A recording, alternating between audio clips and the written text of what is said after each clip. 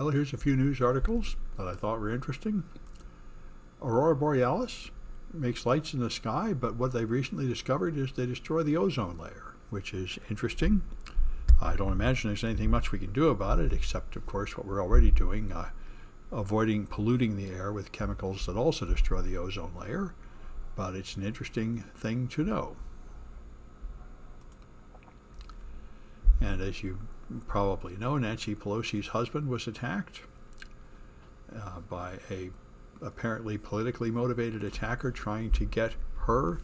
Only her husband was home. She was in Washington, and he was had a lot of social media with the typical QAnon, anti-vax, alt-right stuff, which would motivate this. And as the Guardian says, observing from a little bit of distance in Britain, this is America's increasing political violence. It's gone up by a factor of 3 or 4 since the election of Donald Trump. And we've always been a very politically violent place. A lot of presidents through our history have been shot. And but it's coming up again. We're going to go through, most of the experts I listen to say we're headed for a period of unrest like the Irish Troubles when the IRA, the Protestants and Catholics in Ireland fought, and it's the same as here. They're not going to have armies with uniforms and pitched battles. You're just going to have little bands of insurgents engaging in acts of violence and terrorism to promote their various causes. And I think we're going to get a lot more of this as we get more and more violent and as people lose faith in the electoral system. And in fact, let's go to this one. The anti-Semitism is greatly on the rise. It's caught the news again lately because in the same couple of days, Donald Trump and Kanye West both made very disturbing anti-Semitic statements, and it's becoming very open, the anti-Semitism in America. So more of the Jews are thinking about where to flee, what other country to go to, and when to leave. And I've been saying for years, I think everybody in America who is not comfortable with living in a Nazi society should choose your trigger event, because it's common. This has all happened in Germany in the 20s and 30s, and we're following exactly on the same track, down the same timeline. So unless something stops it, and I don't see what's going to stop it, there will come a point when anybody sane has to leave, unless you actually want to stay here and be part of some kind of guerrilla resistance. I think every American should be thinking about what would be too much and when you would leave and where you would go. Because there comes a point when they won't allow you to leave anymore. Of course, it would be nice to think we can stop it, but they were not successful at stopping it in Germany, and I don't see any much success stopping it here. It seems like anti-Semitism and race hatred and other forms of ethnic hatred are just rising and rising. So you should consider what would be too much and when it would be time to leave. Apple is pretty much writing off China. They've been manufacturing their iPhones in China, and they've been making a lot of their profits selling their products in China, but both of those are becoming very difficult to do as America's technological partnership with China is turning extremely hostile. And so Apple is moving to focusing on India to manufacture the phones and to be their market, which is probably a lot better. It's a shame. I would like to see us partner more with China, but both sides seem to be going on a course of more and more hostility, and I don't suppose that's going to turn around anytime soon either. Microsoft has improved their authenticator process by making it more like it used to be. For a while now, authenticators have been just popping up a message, says, is that really you logging in? If so, click OK. And so the bad guys have learned by just making many, many attempts to log in from some other location. You'll get a lot of those alerts on your phone, and some people will just click OK by accident or just to get it to go away so you can get in.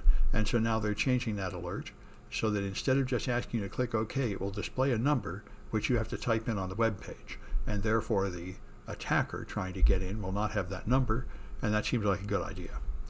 So glad to see that. Elon Musk owns Twitter. He's made it private. It's now his personal kingdom. He's fired a lot of executives, and he's made it clear he's going to fire a ton of people. and reshape the entire company, which certainly part of it is reshaping it to make more money by focusing on some more productive activity like being a payment platform or something, and that might well work. But the other part is his idea that you're going to have more free speech by letting Trump and all the alt-righters back on. And as I think many people have said, this probably is true, that the only reason anybody likes Twitter is because of all the content moderation.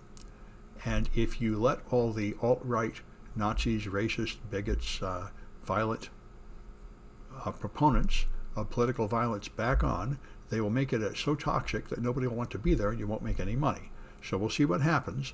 Musk has said both that we shouldn't ban anything that isn't illegal, and also, well, I don't want it to become a toxic, nasty place. But then he said he's had it with Democrats. He wants to be Republicans. They welcomed him in the party. So he's friends with Kanye West. He welcomed Kanye West back on.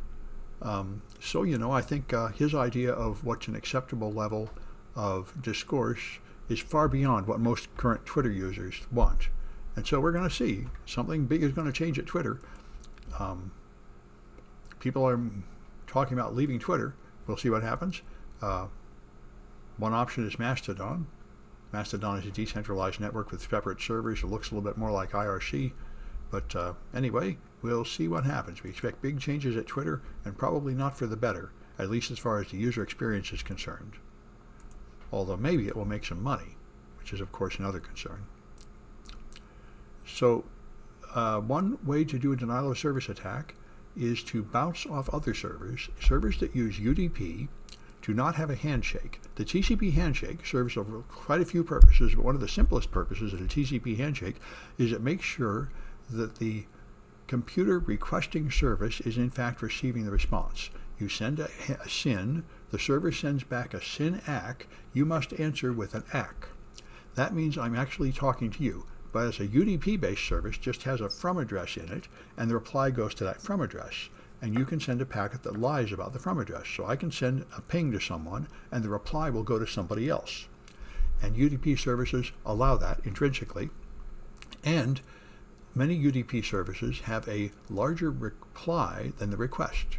So you can use them to amplify denial of service attack. You can send a flood of small requests to a server, and a flood of large replies will go to a third party. This makes your attack more powerful, and it anonymizes your attack. They will appear to come from some third party. And it turns out a lot of Windows servers have been being used for this purpose for months. These are people that have set up domain controllers and connected them directly to the internet with no firewall, which is not a normal thing to do.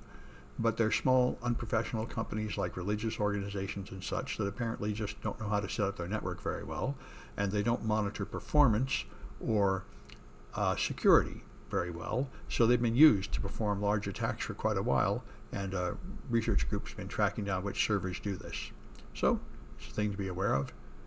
This distributed reflected DOS attacks have been around for a long time, and there's been a whole series of them using protocols like NTP and DNS, and this one uses a Microsoft protocol, LDAP, CLDAP, another protocol. All right. So Jack Dorsey left Twitter and passed it on to Parag and then encouraged Elon Musk to buy it. And now he is starting another social app, and he's calling it Blue Sky, and very little information about it is out there. But what little there is, it intends to be a meta social network where you would authenticate to this thing, and you would then be able to participate in a variety of social networks and move from one to the other without losing all your followers and all your contacts, which certainly is the big issue.